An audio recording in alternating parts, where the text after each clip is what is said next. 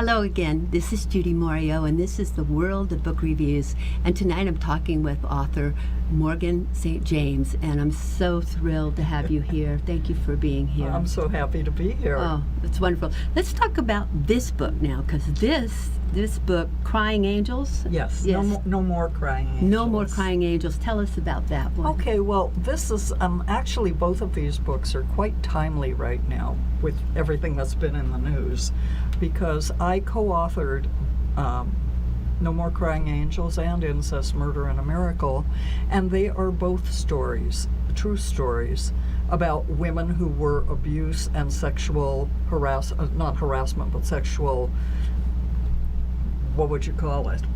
Well, abuse and assault, yes. Yeah, and they have both gone through the pain of writing the books to come forward after many years, I might add, to help other people, to encourage people who may be walking in the shoes that they walked in, that they don't have to be defined by what's happened to them in their lives, that they can still rise above it and live a life.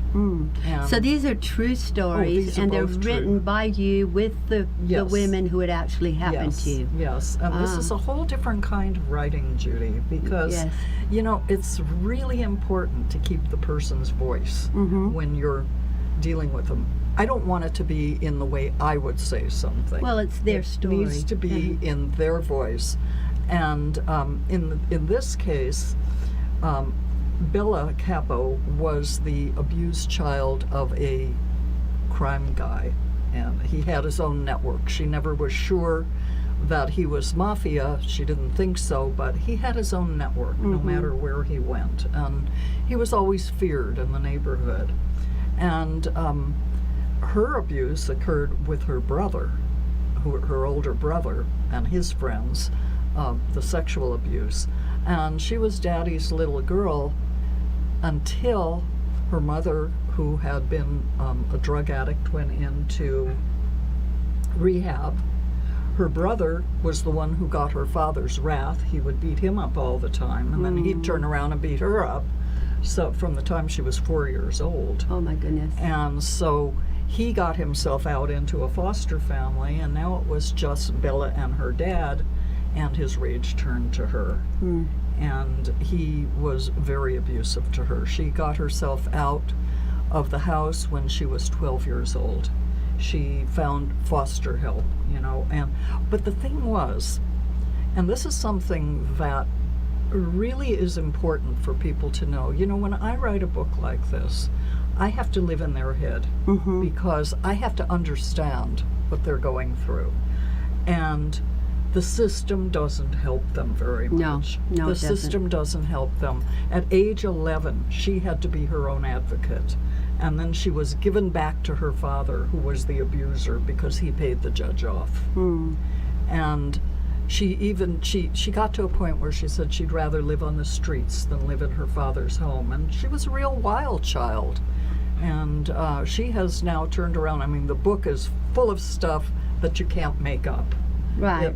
I guess you could make it up, you know. But I know, but real life is sometimes more interesting, exciting, and tragic. Yes. Than the stories we could ever make up. And I will add that one good thing that came out of it is when she was in one of the facilities, she met the actress Ali MacGraw, who became her unofficial godmother, and Ali guided her. And that was a very fortunate thing for Bella. It's a relationship that exists all the way to today. Amazing. And you know, we have to appreciate that we haven't lived those lives. Yes.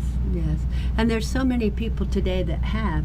And I don't know if it happened back when I was younger, and we just didn't hear about it because we didn't have the media and the technology that we have today, or if it didn't happen as much back then. I think it did. I think that, you know, from working with these people, actually, besides these two books, I also worked on 1.5 other books with victims. Yeah, wait, hold it right there. We're going to talk about those in just a minute. It's time for another break, so thank you so much for being with us, and we'll be right back just as soon as we have this commercial break. We're going to learn more from Morgan St. James. Thank you. I'm Jamie Lee Metz, CEO and founder of Skin Fitness here in Las Vegas. We've been serving Las Vegas for over 17 years. We're proud to announce we just won 2017 Spa of the Year by Image International. That's the skincare company of the Miss Universe pageant.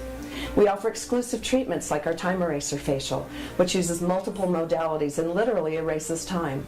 Our Pore Purge, which is the ultimate in hygiene, and our Fire and Ice facial, which literally removes and soothes the skin at the same time. Come see us at our new location here in Village Square. We look forward to seeing you soon.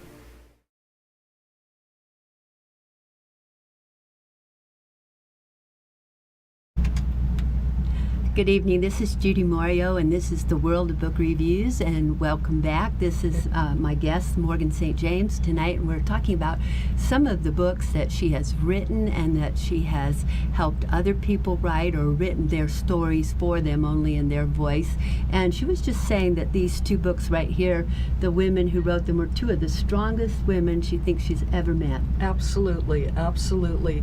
They have inspired so many abuse victims and sexual abuse victims to come forward, to contact them, to tell their stories, to unload, and actually in some cases take action. That's very important. And, yeah, both of them have received emails and letters from all over the world after their books came out. Well, I think once you've been a victim of abuse or sexual abuse or just plain physical abuse, you think it's just you. And then Exactly. someone writes a book and you think, oh my goodness, there's someone else out there that's been through what I've been through. And that's why these books are so important. Oh, they're They very make important. such a difference in people's lives. Yes, yes. And you know what's very interesting, Judy? On both books, some of the people that reviewed the books actually sent emails saying, never had the ability to tell anybody that I was an abuse victim until I read your book. Oh, goodness. Yeah, reviewers Yes. coming forward and saying that. We've had men who have contacted them and said, nobody talks about the men who are abuse victims no. and the boys. And it's very hard for people, especially of our generations, to wrap our heads around because it's been a nasty secret for so many years. And nobody really came forward with it. And, since I've worked with these people, I've become a real advocate for abuse awareness. I post stuff all over the place. Well, it's important. I maintain their websites Yes. with timely articles and things like that. Yes. Now this one, tell us about this book. Oh, see, now this is a whole different situation. Cheryl Cuccio, her name was Cheryl Pearson when she was 16 years old. She was the victim of her father's abuse and incest. And he was constantly physically abusing her, and I don't know if I can say this on TV, but he was nailing her up to 3 times a day. Oh my goodness. When she was like 14 years old. That's terrible. And he was a respected member of the community. He had her totally brainwashed that nobody would believe her if she told anybody. He had her convinced that the principal of the high school, she was a cheerleader, principal of the high school was his good friend and keeping an eye on her and would tell him everything she did, so he'd know what she was doing. And Cheryl was in the news in 1986 to 89 because she finally hired a classmate to kill her father to protect her 8-year-old sister. Oh my goodness. Yeah, I mean, it went that far. Yeah. So you can imagine the trauma Oh, yes. going through that. And she went to an adult jail. It was actually the jail that they use when they film Orange is the New Black. Oh, really? Yes, this happened in Long Island. And the media was all over it, but she was 16 years old, she never got to tell her side of the story. In court or anything? Well, in court, a lot of it came out, but all the media was all over it, and they were all speculating and fabricating and made her out to be something awful, when in fact she was a traumatized teenager trying to protect her sister. Oh my goodness. Her mother was dead. And so she promised her mother she'd protect her 8-year-old What sister. an incredible story. Yeah. Huh? What an incredible life people Oh, have. there's more to it. When we come back, you won't believe the miracle part. We're going to take a break and we'll be right back. Thank you for joining us. I didn't focus on my weaknesses. I focused on my strength, and I was able not only to lead myself, I was able to lead my team into success.